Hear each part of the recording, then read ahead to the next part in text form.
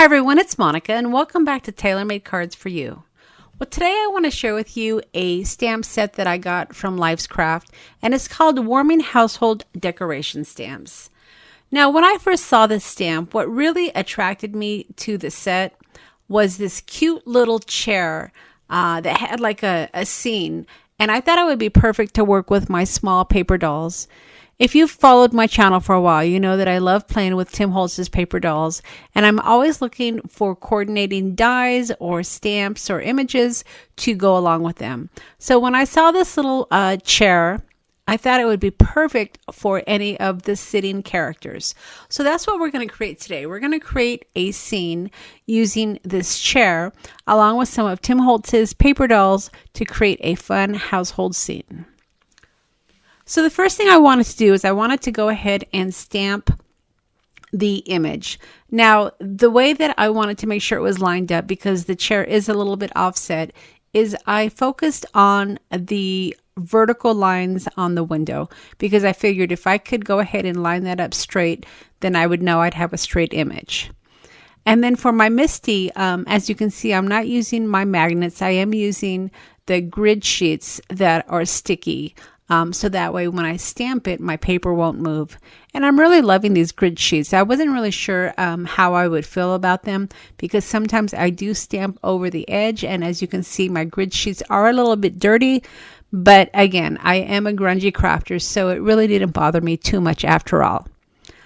All right, so for the image, I went ahead and I used some archival inks because I knew I was going to be coloring my images up with some Copic coloring.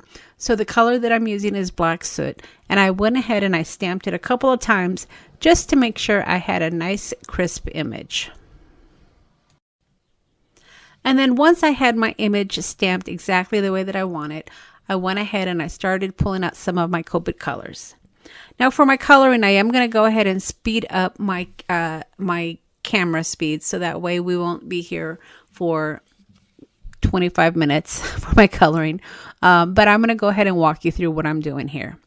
So for my background outside of the window, I did want to have some sort of a subtle blue for the sky.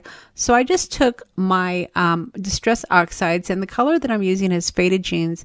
And I just got a paintbrush and I just lightly added some blue color. And then whenever I'm working with shadows, I always like to go to my grays. Grays create great shadow effects, especially if you know you're not going to be coloring parts of the image in. And for the windowsill, I wanted to go ahead and keep it somewhat white. So that's what I'm doing here, is I'm just outlining the windowsill with some gray. Then I went ahead and I moved into the chair. Now, whenever I think of a vintage comfy chair, there's a few colors that come to mind. A deep purple always comes to mind, especially for vintage colors, a green, and then also my browns. But for this particular chair, I decided to go with some green colors, and then I added some brown for accent on the arms. And then finally, I wanted to go ahead and give the floor some coloring. So I just kind of stuck to some browns with that, along with some browns for the table where the flowers are sitting. And then to color in the flowers and the drapes, I used just some subtle colors. For the flowers, I used some pink. And then for the drapes, I used a really subtle pink color as well. And that color in my Copic colors is E000. And while it's not quite white, it's kind of like a pale fruit pink. And that's actually what it's called, is pale fruit pink. And it works great just for slight coloration. All right, and then another thing that I like to do, especially if I know that I'm not going to really color in the background, but I don't necessarily want it to be that stark white, I'll get some of my oxides or my inks, and then again, I'll get my paintbrush, and this is a fanning paintbrush that just ever so slightly adds some color. You probably won't even be able to see it on my cardstock, but believe me, it is there, and it just kind of gives the background a little bit more color. Okay, so once I was finished with my coloring, I wanted to go ahead and accent that chair. So I picked some of my green cardstock just in my stash that looked kind of like a vintage wallpaper, and I decided to go ahead and frame my card using that. Okay, so let's go ahead and glue this panel onto my green cardstock, and then we can start adding our paper dolls. So my glue of choice is always my 3-in-1 beacon.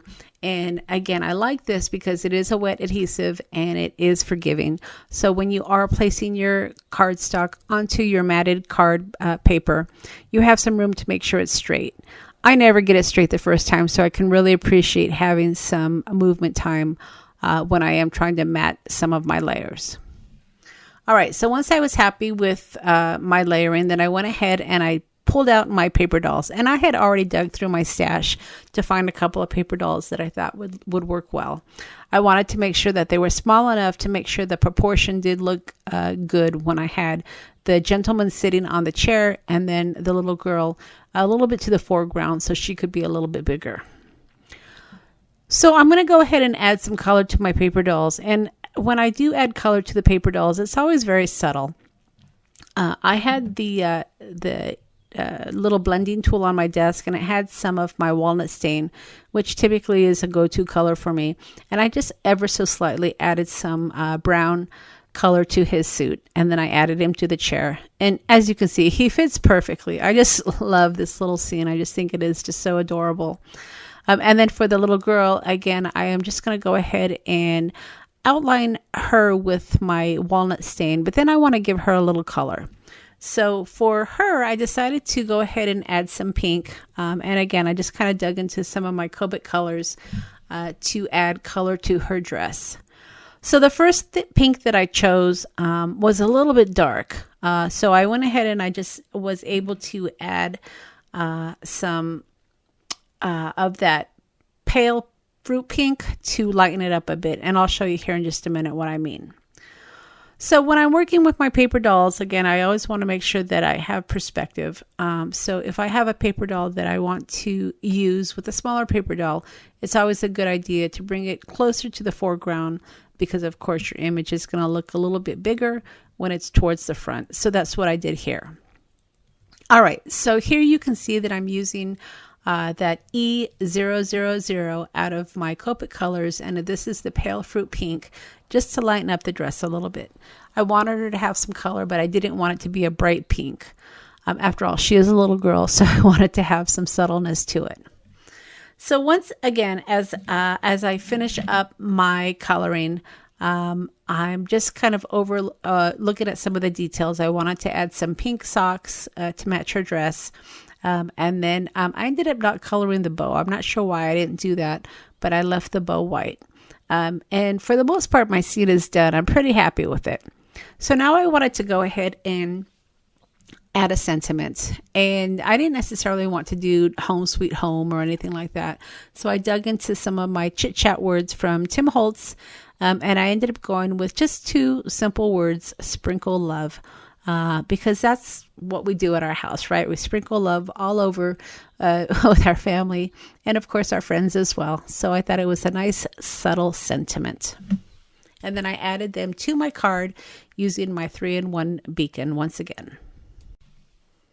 And then once I had my sprinkle love sentiment on the bottom of the card, I once again grabbed that blender that had a little bit of that walnut stain, and I just so lightly added some brown around the edge. I just think that it really pulls the card together when you have some sort of a frame around your image. So as I finish up here, I want to remind you that I will have a list of all the products that I've used to create this card and the links to the stores in the description box below. These do have some of my affiliate links, so if there is anything that you see that you just can't live without, I'd appreciate you using my affiliate links. And then as always, if you haven't subscribed to my channel, please hit that subscribe button and the little notification bell so that way you are notified when I do upload another video, as well as when I go live. I do go live on Sunday afternoons typically to just create and craft and chat. So I'd love for you to join me on my Sunday afternoon crafting as well. So as always, if you've enjoyed the video, I'd appreciate a thumbs up, and hopefully we'll see you again next time. Thanks for stopping by.